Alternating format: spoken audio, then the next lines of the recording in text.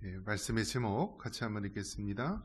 주의 구원의 즐거움을 회복시켜 주소서. 아멘. 오늘 셀 연합예배 말씀 제목이 주의 구원의 즐거움을 회복시켜 주소서. 시편 51편에 있는 말씀입니다. 특별히 여기 소 제목을 보면은 다윗의 시, 인도자를 따라 부르는 노래, 다윗이 밧세바와 동침한 후 선지자 나단이 그에게 왔을 때, 시편의 많은 부분은 다윗이 기록을 하였습니다. 그 중에서도 이 시편 51편은 오늘 방금 읽었듯이 어떤 배경을 가지고 있느냐, 다윗이 밧세바와 동침한 후에 선지자 나단이 그에게 왔을 때라고 말합니다. 다윗의 일대기에 있어서 다윗은 여러 가지 많은 것들을 경험했는데요. 처음에는 어떻습니까? 그 양을 치는 목자, 목동이었습니다. 그러다가 이제 사울에게 발탁이 되어서 이스라엘의 장군이 되었습니다. 그래서 장군으로서 나가는 곳마다 전쟁에 승리하고 또 많은 위대한 업적을 쌓았던 인물입니다. 그러다가 이제 결국 이제 이스라엘의 두 번째 왕, 이스라엘 왕으로 됩니다. 그래서 이 다윗의 삶은 정말 파란만장한 삶, 목자에서 이스라엘 군대의 장군에서 그리고 이스라엘 나라의 위대한 왕으로 되었는데요. 오늘 이 본문 읽은 이 다윗이 우리아의 아내 밧세바와 동침한 이 사건을 계기로 이제 추락하는 인생을 맞이하게 됩니다. 그래서 결국은 어디까지 이 다윗이 낮아지게 되었느냐? 자기 자녀들끼리 이제 강간이 일어나게 되고요. 또 자녀들끼리 이제 이복 형제들이죠. 결국 살인 사건이 일어나게 되었고, 결국은 테러에 의해서 이제 쿠데타에 의해서 다윗이 거의 그냥 맨발로 쫓겨나듯이 궁궐을 빠져나와야 했던 그런 위치까지 전락하고 맙니다. 그래서 한 사람의 인생에 대해서 밝은 부분뿐만이 아니라 어두운 그늘까지도 자세하게 묘사하고 있습니다. 성경에 보면은 가장 많이 언급된 이름이 무엇인가 했을 때 다윗입니다. 다윗. 그래서 다윗이 가장 많은 언급을 하였고, 또 예수님에 대해서 이야기할 때도 아브라함과 다윗의 자손 예수여 하면서 아브라함과 더불어서 다윗이란 이름이 거론되게 됩니다. 자, 그렇다면 이 다윗이 어떤 자인가? 가장 믿음이 좋고 선한 일을 많이 하고 또 업적을 많이 쌓았던 인물이라서 나온 것이 아니라 바로 우리와 같이 연약함도 있고 나약함도 있고 쓰러질 수 있고 회개하고 다시 돌아올 수 있는 그런 전형적인 인물로서 다윗을 우리가 떠올릴 수가 있는 것입니다. 여러분, 이 세상에 살면서 중요한 것은 죄를 안 짓는 것이 중요한 것이 아니라 죄를 지었을지라도 하나님 앞에 회개하고 돌아오는 것이 중요합니다. 우리는 연약하고 불완전한 존재이기 때문에 누구나 다 크고 작은 죄에 범할 수가 있습니다. 더러운 곳에 있으면은요, 옷이 더럽혀져요. 흙먼지가 날리고 막 지나가면서 차에서 흙탕물이 튀기기도 하고요. 막 공장에서 막 검은 매연이 나오기도 하고, 죄 많은 세상에 살게 되면은 우리도 모르게 이 세상이 죄악이 더러워지게 됩니다. 중요한 것은 그 더러워졌을 때 깨끗이 씻어야 된다는 거예요. 바로 예수님의 피로, 우리 예수님의 십자가의 공로를 통하여서 우리의 더럽혀진 죄들을 깨끗이 씻어야 됩니다. 다윗의 위대함은 어디에 있느냐?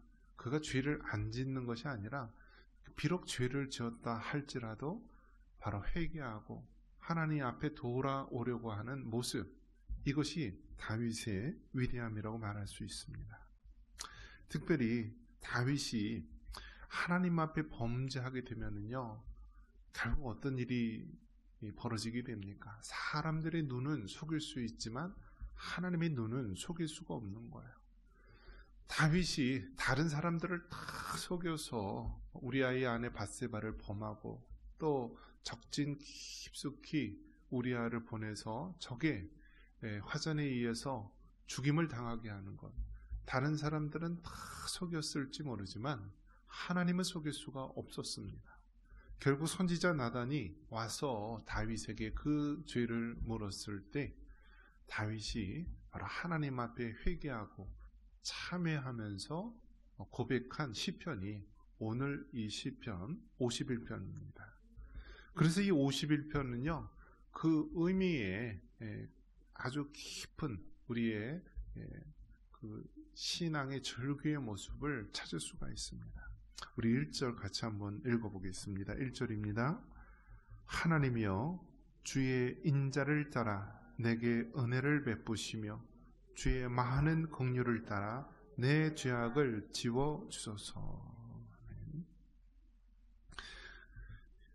하나님이여 하면서 은혜를 베풀어 달라고 이야기합니다. 여러분, 은혜가 중요한 것입니다. 은혜. 그래서 이 은혜가 어떻게 표현될 수 있을까? 어떻게? 성경에 보면은 이 은혜에 해당하는 여러 가지 말들이 있는데요. 바로 자격 없는 우리에게 하나님 베푸시는 그러한 사랑, 그러한 것을 우리가 은혜라고 말할 수가 있을 것입니다. 그러니까 하나님이 은혜를 우리에게 먼저 베풀어 주셔야만 우리가 살아갈 수가 있고요. 하나님이 우리에게 은혜를 베풀어 주셔야만 우리가 죄인임을 깨닫게 되는 것입니다. 그래서 다윗이 가장 먼저 구한 것이 무엇이냐면 하나님의 주의 인자를 따라 내게 은혜를 베푸시며 라고 은혜를 구합니다. 우리가 먼저 하나님 앞에 항상 구해야 될 것이 무엇입니까? 하나님의 은혜를 구하시기 바랍니다. 여러분, 이 세상에 건강도 필요하고 돈도 필요하고 여러 가지 이 세상에 성공도 필요하고 많은 것들이 있지만요, 우리가 예수님 믿는 자로서 가장 먼저 구해야 될 것이 무엇이냐? 하나님의 은혜를 구하시기 바랍니다. 이것이 가장 기본이고 필요한 것입니다. 그래서 우리는 먼저 하나님 은혜를 구하고요, 그 다음에 그 하나님 앞에 우리의 죄악을 회개해야 합니다. 그래서 우리가 이 죄악을 회개하지 않는다라고 한다면 그 어떤 기도를 해도 그 어떤 다른 모든 것을 준다 할지라도 이 죄의 문제가 해결되지 않으면 더 이상 나아갈 수가 없는 것입니다. 그러면서 이 다윗이 철저하게 회개합니다. 자, 그러면서 오술초로 나를 깨끗이 해달라고 기도하고, 정말 심지어는 어머니 태중에 있을 때까지 모든 죄들에 대해서도 철저하게 회개합니다. 그러면서 10절에 뭐라고 얘기합니까? 내 속에 정한 마음을 달라고 기도합니다. 우리 10절 같이 한번 읽겠습니다. 10절입니다. 하나님이여 내 속에 정한 마음을 창조하시고 내 안에 정직한 영을 새롭게 하소서. 아멘. 우리 안에 있는 이 마음을 정하고 깨끗하게 해달라고 하나님 앞에 이야기합니다. 마음. 우리가 현대를 살아가면서 안타까운 것이 무엇입니까? 이 마음의 중요성을 잃고 산다는 것입니다. 우리가 살고 있는 이 시대를 뭐라고 정의하냐면 물질 만능주의, 황금 만능주의, 즉 돈이면 무엇이든지 다 할 수 있다라고 이야기합니다. 공산주의, 마르크스, 공산주의, 이 사상의 그 근원이 무엇이냐면 유물론입니다. 유물론. 그 유물론의 근본 사상이 무엇이냐면 모든 것은 물질로 이루어져 있다. 물질이 중요하다. 그러니까 이 말인 즉슨 눈에 보이지 않는 물질적이지 않은 것, 마음이라든지 영혼이라든지 천국, 하나님, 이러한 것들은 다 부정하는 것입니다. 그래서 공산주의가 가장 싫어하고 미워하는 대상이 무엇이냐? 기독교입니다. 기독교는 물질이 아닌 더 영적인 가치 있는 것을 주장하기 때문입니다. 그렇기 때문에 우리가 살고 있는 이 시대는 어떻습니까? 모든 것이 물질로 이루어져 있고 물질로 모든 것을 정의하고 물질이 풍족하면 행복할 것이라고 우리를 속이고 있는 것입니다. 하지만 사람은요, 그렇게 단순한 존재가 아니다라는 거예요. 물질로만 채워졌다고 해서 그 사람이 행복한 것이 아니에요. 왜냐하면 하나님께서 사람을 창조하실 때 물질적인 것, 육체만 있는 것이 아니라 영혼이 있다라는 것입니다. 영혼. 바로 마음은 무엇입니까? 우리 영혼을 담는 그릇과 같은 거예요. 그렇기 때문에 이 마음이 중요하고 우리가 이 영혼이 참으로 중요한 것인데, 이 세상은 이 마음을 부정하고 또 모든 것을 물질적인 것으로만 정의하려다 보니까 오늘날 이렇게 불행한 시대가 온 것입니다. 만약에 물질적인 것으로만 충족하다고 한다면요, 지금 우리나라는요, 전 세계에서 가장 행복한 나라가 되어야 한다라는 것입니다. 왜 그렇죠? 5,000년 역사에 지금처럼 우리나라가 부강한 나라가 없었어요. 세계 10대 경제 대국이요, 군사력은 5위요, 모든 면에서 K-팝과 K-푸드, K-문화 모든 것이 이렇게 잘 알려져 있는, 아마 우리 한민족의 최고 전성기라고 할 수 있는 시대가 오늘인데요. 역설적이게도 오늘을 살아가는 우리 한민족, 우리 대한민국 사람 어떻습니까? 전 세계에서 가장 자살률이 높고요, 노인 자살률, 청년 자살률 가장 높지 않습니까? 그렇기 때문에 물질이 풍족하다 해서 행복한 것이 아니요, 하나님의 창조 질서 속에서 물질뿐만이 아니라 영적인 것, 특별히 이 마음이라는 것을 우리가 지키고 소중히 여겨야 된다는 것입니다. 그래서 다윗이 뭐라고 고백하느냐? 하나님, 내 속에 정한 마음을 창조하시고 내 안에 정직한 영을 새롭게 하소서라고 말합니다. 다윗이 아무리 이스라엘의 왕이 되었고 부족함이 없는 최고의 권력자의 자리에 앉았을지라도 그 마음의 죄악이 가득하고 하나님의 영이 떠나게 되고 하나님과 멀어지게 되면은 결국 가장 불행하고 가장 죄악 많은 인생으로 추락하게 됩니다. 그러면서 계속해서 뭐라고 고백합니까? 주의 구원의 즐거움을 회복시켜달라고 합니다. 우리 12절 같이 한번 읽겠습니다. 주의 구원의 즐거움을 내게 회복시켜 주시고 자원하는 심령을 주사 나를 붙드소서. 아멘. 한번 따라해 보겠습니다. 구원의 즐거움을 회복시켜 주소서. 할렐루야. 여러분, 이 구원의 즐거움을 회복시켜 달라라는 이러한 믿음의 고백을 할 수 있기를 바랍니다. 여러분 어떻습니까? 우리가 처음에 예수님을 만났을 때 우리 마음이 얼마나 뛸 듯이 기쁘고요, 얼마나 그 마음속에 하나님이 주시는 그 평안과 또 축복이 가득하였습니까? 그런데 우리도 모르게 신앙생활, 믿음생활을 해가면서 우리의 마음이 점점 죄악으로 굳어져 가고요, 그 하나님을 향한 그 사랑이 점점 식어져 가고 점점 우리가 이 구원의 즐거움을 잃어버리게 됩니다. 여러분, 구원의 즐거움을 회복할 수 있기를 바랍니다. 우리가 계속해서 하나님 앞에 은혜를 구하면서요, 하나님, 내 속에, 내 안에 구원의 즐거움을 회복시켜 주옵소서. 내가 주님을 처음 만났을 때 정말 그 설레던 그 마음, 내가 주님을 위해서 나의 전생애를 바치고 나의 생명을 바치고 나의 가장 귀한 것을 드립니다 라면서 고백했던 그 순수했던 그 시절에 구원의 즐거움 회복시켜 주옵소서. 여러분, 그러한 회복이 있기를 바랍니다. 우리가 하나님 앞에 정말 중요한 것이 회복해야 되는 것입니다. 우리도 모르게 죄악된 세상에 살다 보면은요, 우리도 세상 사람들과 똑같이 죄로 더럽혀질 수가 있어요. 하지만 우리가 더럽혀진 옷이 있다면 희게 빨아야 되고요, 물로 씻어야 되고, 늘 정결하고 청결한 모습으로 하나님께 나아가야 됩니다.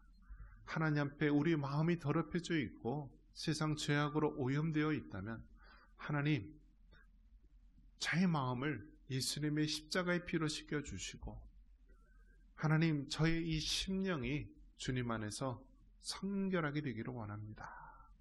하나님, 무엇보다 우리가 주의 구원의 즐거움을 회복시켜 주옵소서라면서 여러분, 회복을 위해서, 구원의 즐거움을 위해서 기도할 수 있기를 바랍니다.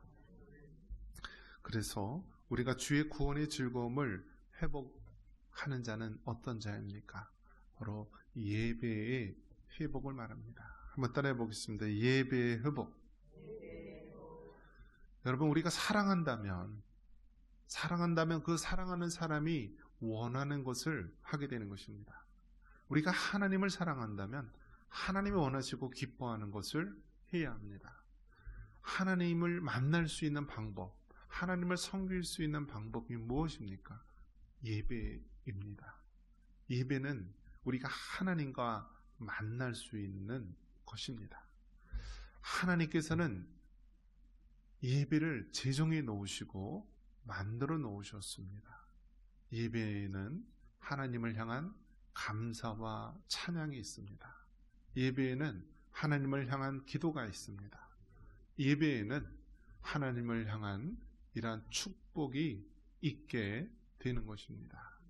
그렇기 때문에 여러분, 예배의 회복, 이 예배의 회복을 위해서 기도하시고요, 예배를 통하여서 구원의 그 기쁨이 회복되게 하시며, 예배를 통하여서 여러분의 병든 몸과 영혼이 치유받고 회복되는 역사가 있기를 바랍니다.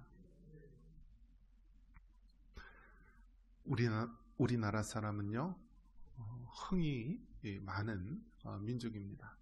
그래서 일할 때도 이렇게 노래, 민요 여러 가지를 많이 부르고요, 흥이 있기 때문에 굉장히 어려운 상황 속에서도 노래와 춤을 통하여서 이렇게 살아왔던 민족인데요, 하나님을 믿고 하나님을 섬기면서도요, 여러분, 찬양을 많이 하시기 바랍니다. 찬송가를 많이 부르시기 바랍니다. 지금 이 찬송가가 있는데, 아마 이제 연세가 지긋하신 분들은 찬송가가 참 많이 변했다라는 것을 알게 됩니다. 이 찬송가가 이 수백 년 전에 불렀던 노래가요, 많은 사람들이 즐겨 불렀던 노래가 바로 찬송가로 이렇게 되면서 우리와 가까이 정해진 것입니다. 그리고 지금 찬송가가 아니다 할지라도 사람들에게 많이 불려지는 그러한 노래, 찬양이 있으면요, 그것이 나중에 찬송가가 되더라고요. 그래서 171장, 하나님의 독생자, 이런 찬양, 살아계신 주, 이런 찬양도요, 찬송가에 들어있지 않았지만 나중에 찬송가에 들어지더라고요. 왜 그럴까요? 그만큼 사람들에게 많이 불려주고 즐거웠던 거기 때문에 찬송가에 포함이 됩니다.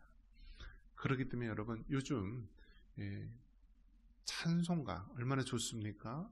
이 스마트폰 앱에 보면은요, 찬송가 많이 나와요. 그래서 찬송을 많이 듣고요, 많이 부르시기 바랍니다. 그리고 이 말씀도 여러분 눈이 얼마나 침침하고 안 보이십니까?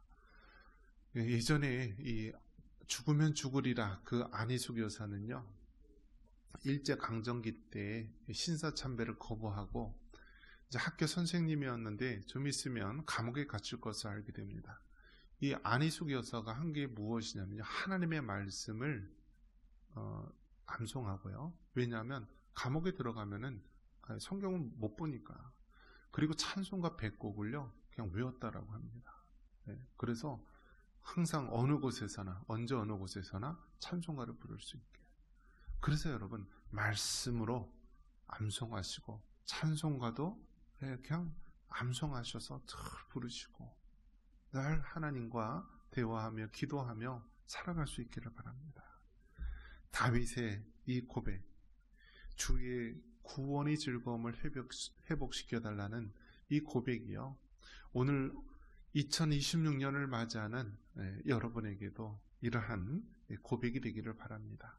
우리 안에 굳어진 이 마음이 다시 한번 우리 주님 안에서 구원의 즐거움이 회복되는 역사가 있기를 바랍니다. 예배의 회복이 있고 찬양의 회복이 있고 기도의 회복이 있고 말씀의 회복이 있고 우리 신앙의 회복이 있는 이 한 해 또 여러분이 되기를 주님의 이름으로 축원합니다.